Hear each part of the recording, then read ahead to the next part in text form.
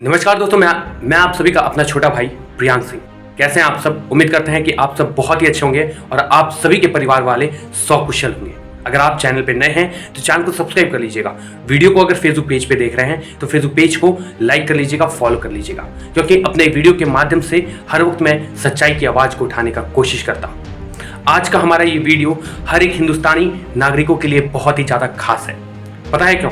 क्योंकि साल 2024 में हमारे देश हिंदुस्तान में वर्तमान वक्त में बैठी हुई सरकार बदल सकती है। आप हर एक हिंदुस्तानियों का एक एक कीमती वोट सही तरीके से इस्तेमाल करने का वक्त आ चुका है। नेता के चेले और चमचों को मुंहतोड़ जवाब देने का वक्त भी आ चुका है। आप सभी को बहुत ही अच्छे तरीके से पता है, इस वक्त एक हैशटैग बहुत ही ज्यादा ट्रेंडिंग कर रहा है।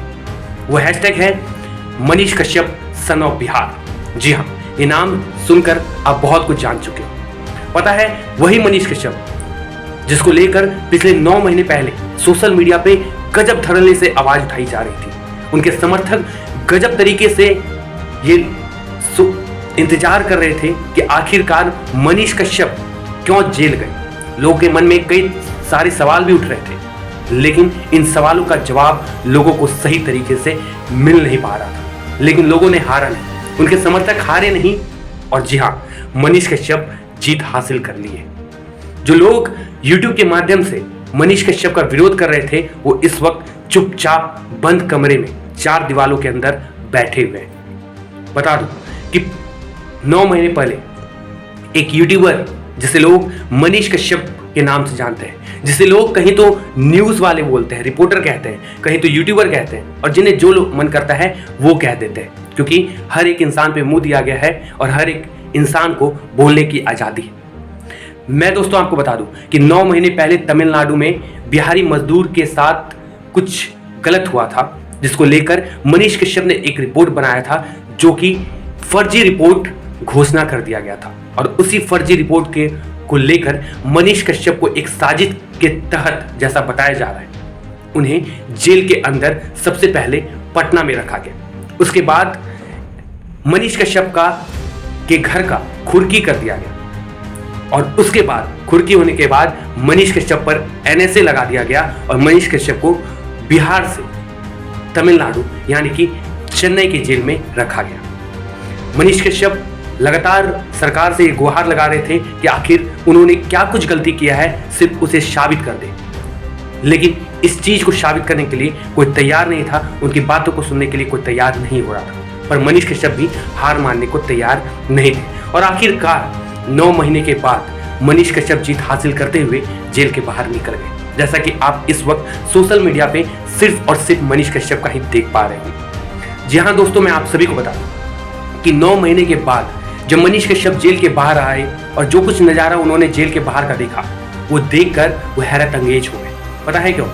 क्योंकि उनके समर्थक हजारों हजार के तादाद में एक दिन रुककर, बता दूं, जिस दिन मनीष कश्यप को निकलना था, कुछ कागज में गलत होने के कारणवश, आप कह सकते हैं ये साजिश था या हकीकत में गलत हो गया था, वो किसी को पता नहीं है, लेकिन उन्हें उस दिन नहीं निकाला गया, जिसके कारण उनके समर्थक को रेलवे स्टेशन रोड चौक चौराहे पर सोना पड़ा।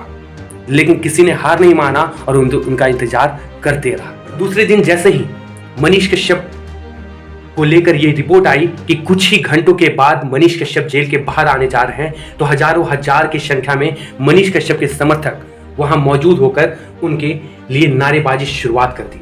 जी हाँ, जैसे ही मनीष कश्यप जेल के गेट के बाहर कदम रखते हैं, नारेबाजी शुरुआत हो जाती है, मनीष कश्यप जिंदाबाद, मनीष कश्यप सन ऑफ बिहार, तुम हार मत मानो। और जी हाँ, जेल के बाहर निकलने के बाद हर एक इंसान अपने माँ पिताजी का आशीर्वाद प्राप्त करता है, लेकिन मनीष कश्यप ने ऐसा नहीं किया। उन्होंने जो कुछ किया उसे देखकर हर एक इंसान हैरत अंगेज हो गए। उन्होंने तुरंत वहां से फौरन लोगों के स्वागत अभिवादन करने के बाद दशरथ मांझी, जिसे लोग द माउंटेन मैन के नाम से जानते हैं, जिन्होंने अपने गांव में रास्ते बनाने के लिए पूरे पहाड़ को तोड़ दिया अकेले, उनके गांव पहुंच गए। और पटना के बेउर जेल से दशरथ मांझी के गांव तक पहुंचने तक उन्होंने ना जाने कितने जगह अपने समर्थकों से मिला, इसका कोई गिनती नहीं है। लोग पूरे ढोल नगाड़े डीजे के साथ मनीष कश्यप को सपोर्ट किए, स्वागत किए, जिसे देखकर मुझे लगता है कि बिहार सरकार भी चौंक गई होगी। जी हाँ, बिहार सरकार भी जाग गई होगी और यह नारेबाजी हर जगह लगने लगा, देखो देखो शेर आया। उसके बाद वहां पे मनीष कश्यप से एक सवाल पूछा गया कि मनीष कश्यप क्या दशरथ मांझी के परिवार को भारत रत्न का अवार्ड दिलवा पाएंगे?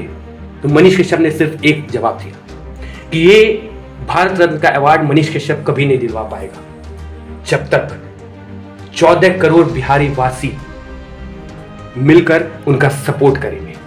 अगर उनका सपोर्ट 14 करोड़ बिहार वासी कर देते हैं तो वो जरूर दशरथ मांझी के परिवार के लिए आवाज उठाएंगे, उन्हें भारत रत्न का अवार्ड दिलवाएंगे, उन्हें पैसा दिलवाएंगे। वहां के बाद मनीष कश्यप अपने माता जी से मिलने के लिए अपने गांव की ओर निकल जाते हैं और जिस रास्ते को उन्हें सिर्फ 5 घंटे में तय करना था वो ना जाने कितने घंटे लगा दिए, जिसका सबसे बड़ा कारण है उनके समर्थक हर जगह मौजूद होकर पूरे ढोल नगाड़े के साथ उनका इंतजार कर रहे थे और हर जगह मनीष कश्यप रुक रुक कर हर एक लोगों का अभिवादन स्वीकार भी की, जो सबसे बड़ी खास बात है। उसके बाद जब वो घर पहुंचते हैं, जब अपने गांव के धरती पर अपना कदम रखते हैं, तो पूरे गांव वाले जो लोग उन्हें बदनाम किया करते थे वो भी उनके साथ मौजूद होकर पूरे गांव में दीपोत्सव मनाते हैं, दीप जलाते हैं। पूरे गांव में लोगों के बीच खड़े होकर ढोल नगाड़े डीजे के साथ तिलक लगाकर मनीष कश्यप का स्वागत किया जाता है उनके गांव में।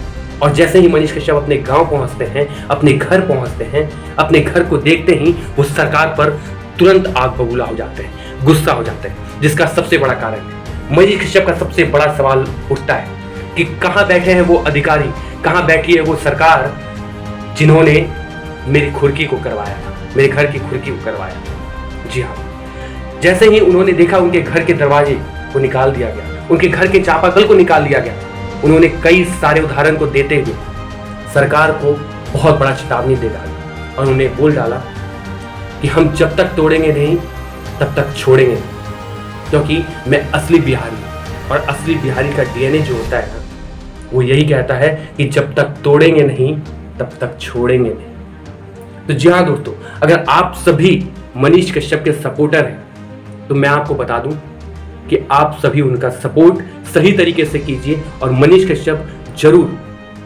आप जानना चाहते हैं कि क्या मनीष कश्यप रिपोर्टिंग करेंगे या फिर वो चुनाव लड़ेंगे, तो मैं जल्द उनसे फोन कॉल्स पे बात करके आपको इसकी जानकारी देने का कोशिश सच्चाई के साथ करूंगा। ये था कुछ खास आज के वीडियो में, फिर मिलते हैं, तब तक के लिए हर हर महादेव, जय हिंद, जय भारत, हिंदुस्तान जिंदाबाद।